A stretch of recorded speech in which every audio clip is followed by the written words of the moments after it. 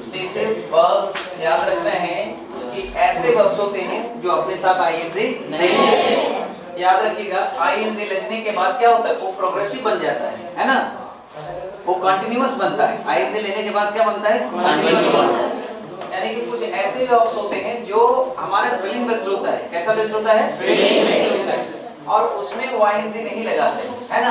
तो कुछ stative verb जैसे सी है, सी मींस क्या होता है, देखना या दिख जाना। हमने आंखें दिखने के लिए खुली, दिख गया या, ठीक है ना। उसके लिए जिस चीज के लिए हम कुछ नहीं करते हैं, याद रखिएगा वो हमारा कैसा वर्ब होता है, ऑटोमेटिकली होता है। लेकिन अगर हम वॉच करेंगे तो वॉच के लिए तो देखना पड़ेगा, ठीक है ना। अगर हम मान लिया हियर कहते हैं तो हियर मींस सुनना होता है। तो याद रखना है कि हम अंदर की बातों को सुन रहे हैं, बाहर में भी क्लासेस चल रहा है, वहां पर भी सुनाई पड़ रहा है, लेकिन हम वहां कंसंट्रेट ना कर करके क्या कर रहे हैं, यहाँ पे कंसंट्रेट कर रहे हैं। तो इसको हम हियर कहेंगे, लिसन कहेंगे, लेकिन बाकी जो आवाज आ रही है वो क्या होता है, तो याद रखना है कि सी हो गया, हियर। इस तरह से नो, नो मींस क्या होता है, जानना। उसी तरह से बिलीव, बिलीव मींस क्या होता है, विश्वास करना। उसी तरह से सी, सी मींस क्या होता है, प्रतीत होना, प्रतीत होना। नेक्स्ट इज उसी तरह से ट्रस्ट हो सकता है। उसी तरह से नेक्स्ट फील, OWE इसका मतलब कर्जदार होना। नेक्स्ट इज अस्मेन हो सकता है। अस्मेन मींस क्या होता है, सुनना, याद रखना है।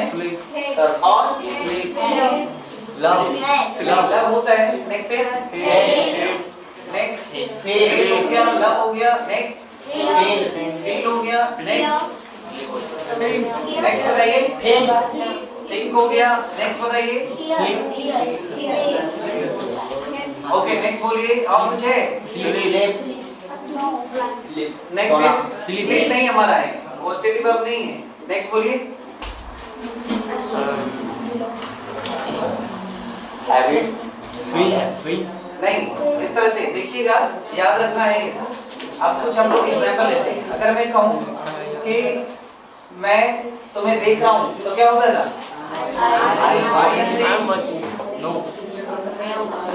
आई एम सीइंग यू हो जाएगा, हो गया ना। याद रखना है क्या हो जाएगा, आई सी यू। ये हमें किस टेंस में बनाना है, स्टेटिव वर्ब्स जो भी आएगा उसको हमें प्रेजेंट इंडेफिनिट में बनाना है, ना कि कंटीन्यूअस में, ठीक है ना। आई सी यू, ये क्या करना है, ये हमें किस टेंस में बनाना है, प्रेजेंट इंडेफिनिट में। जो भी स्टेटिव वर्ब्स होंगे वो प्रेजेंट इंडेफिनिट में बनाइए, कंटीन्यूअस में नहीं बनाइए। अगर कहें कि वह मुझसे प्यार कर रहा है, क्या हो जाएगा, ही हो जाएगा, ही loves me। अब बताइए मुझे कि he is loving नहीं होकर करके he loves me क्यों हुआ, क्योंकि स्टेटिव वर्ब है। लव क्या है, स्टेटिव वर्ब, याद रखना यही है। अगर मैं कहूं कि देखिए इस तरह से अगर रहेगा I think, तो इस बात का क्या रखेगा, I think you are right, you are right। तो ये हम अपना थॉट बता रहे हैं, ये नहीं कहेंगे कि I am thinking you are right, I think you are right, ठीक है ना। Simples, Simples, it is delicious, it is delicious। उसे क्या वो महसूस कर रही है या महसूस करती है क्या, यह स्वादिष्ट है। अंडरस्टैंड, तो इस तरह के रहेगा ना। इस तरह में हम नहीं कर सकते I'm thinking और she is feeling it is।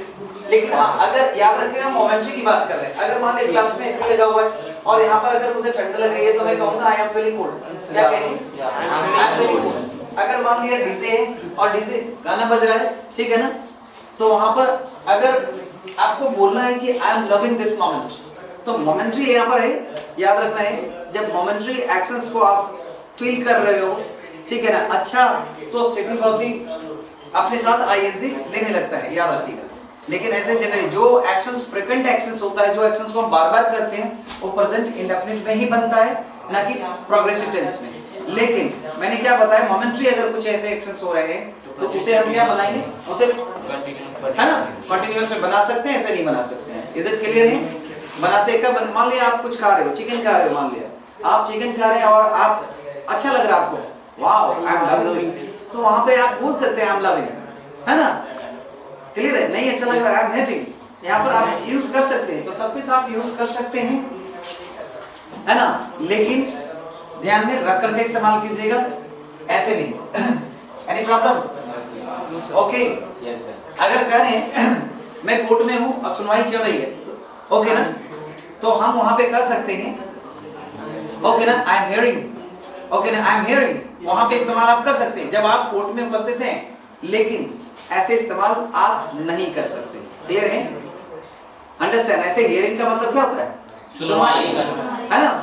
तो हियरिंग वहां उस सेंस में, आई एम हियरिंग वहां पर इस्तेमाल कर सकते हैं, किस सेंस में? उसी सेंस में, लेकिन ऐसे आपको कॉमनली इस्तेमाल नहीं करना है। आई लिसन, ओके ना, I hear, I am listening to you हो सकता है, याद रखिए। Any problem? No sir. तो ये आपका स्टेटिव वर्ब था। इसके अलावा याद रखना है कि कुछ फ्रीक्वेंसी एडवर्ब्स भी होते हैं। क्या होते हैं? फ्रीक्वेंसी एडवर्ब्स होते हैं। और ये फ्रीक्वेंसी एडवर्ब्स क्या होता है जो बताइए? टाइम, फ्रीक्वेंसी एडवर्ब्स टाइम के बाद ये हमें टाइम के बारे में बताता है। याद रखिएगा कि टाइम एक ग्रामेटिकली टर्म नहीं है, लेकिन टेंस तो ग्रामेटिकल टर्म्स है, ठीक है ना? तो वहां पर फ्रीक्वेंसी एडवर्ब्स का भी इस्तेमाल करते हैं टाइम दिखाने के लिए, ठीक है ना? ऐसे तो बता रहे हैं हम, अगर मैं कहूं कि आई एम टीचिंग, इसका मतलब आपको पता है कि action is going on, action हो रहा है। लेकिन अगर मैं कह दूं इसमें नाउ, एक टाइम है जिसमें कर नाउ आई एम टीचिंग, इसका मतलब अभी भी मैं क्या है कि पढ़ा रहा हूं, तो इसमें टाइम भी आ रहा है और वो टेंस तो है ही। क्लियर? फ्रीक्वेंसी एडवर्ब्स का जो इस्तेमाल हम लोग करते हैं, इसमें दिखाते हैं कि जो डिफरेंट जो कंडीशंस है, जो एक्शन का जो कंडीशंस है, वो बार-बार होता है, कभी-कभी होता है, कभी नहीं होता है, कभी कभार होता है। इस तरह की चीजों को बताने का काम करता है कौन? Frequency adverbs. इसके साथ आप फ्रीक्वेंसी फ्रेजेस का भी इस्तेमाल कर सकते हैं। याद रखना है, फ्रीक्वेंसी फ्रेजेस का इस्तेमाल करते हैं। फ्रीक्वेंसी एडवर्ब्स जैसे मान लिया ऑलवेज की बात करें, ऑलवेज में क्या होता है? हमेशा, हमेशा। उसी प्रकार से अगर मैं बात करूं कभी कभार, तो क्या होता है? ऑफन, ऑफन को इसे ऑफ्टन भी बोलते हैं, ठीक है ना? क्या बोलते हैं? ऑफ्टन। तो ऑफन हम लोग सुने ब्रिटिश एक्सेंट में, तो ब्रिटिश एक्सेंट में इसे ऑफन ही कहा जाता है, लेकिन अमेरिकन एक्सेंट में क्या कहा जाता है? ऑफ्टन। याद रखना है, ब्रिटिश और अमेरिकन में प्रोनाउंसिएशन से लेकर के स्पेलिंग तक बहुत सारे चेंजेस देखने को मिलते हैं। जैसे ब्रिटिश इंग्लिश की बात करेंगे तो वो यूआर जहां पर पढ़ा जाता है अमेरिकन इंग्लिश में, ठीक है ना? अमेरिकन इंग्लिश में याद रखना है क्या किया जाता है? इसे ओआर कहा जाता है। जैसे मान लिया हम कलर लिखते हैं तो ब्रिटिश इंग्लिश में COLOUR होता है और इसमें COLOR होता है। उसी तरह से बहुत सारे ऐसे वर्ड्स मिलेंगे जो हमें देखिएगा। मीटर, सॉरी मीटर, मैंने OUR की बात करा है, हाँ OUR की बात की, तो इस तरह से वर्ड्स और देखिएगा, बहुत सारे और भी वर्ड आपको मिलेंगे, ठीक है? तो ऑफन है, याद रखिएगा। नेक्स्ट वर्ड बताइए मुझे। सेल्डम, जनरली एक वर्ड है, जेनरली, एवरीडे, जनरली। उसी तरह से यूजुअली, रेयरली, उसी तरह से rarely, everyday, once in a week, एक वर्ड है once a week, sometimes, seldom, ठीक है ना? सेल्डम। उसी प्रकार से स्कार्सली, उसी प्रकार से RARELY, रेयरली। ये याद रखना, ये तीनों जो वर्ड्स हैं, ये तीनों क्या है? ये नेगेटिव वर्ड्स हैं। सेल्डम, स्कार्सली, रेयरली, और मैं इसमें एक और अटैच कर देता हूं, हार्डली, ठीक है ना? हार्डली। ये चारों वर्ड्स क्या हैं? ये सारे नेगेटिव वर्ड्स हैं। याद रखना है कि इन चारों वर्ड का इस्तेमाल नेगेटिव में, नेगेटिव सेंटेंस के साथ नहीं करेंगे। जब भी इस्तेमाल करेंगे पॉजिटिव सेंटेंस के साथ इस्तेमाल करेंगे। ऑलरेडी ये वर्ड्स नेगेटिव है, ऐसा नहीं मानना है कि केवल नो और नॉट या नेवर या नथिंग आने से ही सेंटेंस हमारा नेगेटिव बनता है। कुछ ऐसे वर्ड्स हैं जो कि दिखता तो है पॉजिटिव, लेकिन ये है ना मीनिंग में नेगेटिव सेंस देता है, जिसके कारण ये नेगेटिव बना देता है पूरे सेंटेंस को। अगर सेंटेंस की बात करें तो क्या होता है? सेंटेंस न के बराबर, यदा कदा न के बराबर, और इन चारों का मतलब यही होता है, ठीक है ना? हार्ड एक पॉजिटिव वर्ड है जिसका मतलब कड़ा होता है, ठीक है ना? लेकिन हार्डली है तो मुश्किल से ही होता है, याद रखिए, जिसके कारण से ये नेगेटिव होता है। ये क्लियर हो गया? कुछ ऐसे फ्रेज की बात करें, जैसे मान लिया once a day, once a day यह एक फ्रेज है। Twice a week, twice a week यह भी क्या है? एक फ्रेज है, ठीक है ना? थ्राइस अ मंथ ये भी क्या है? एक फ्रेज।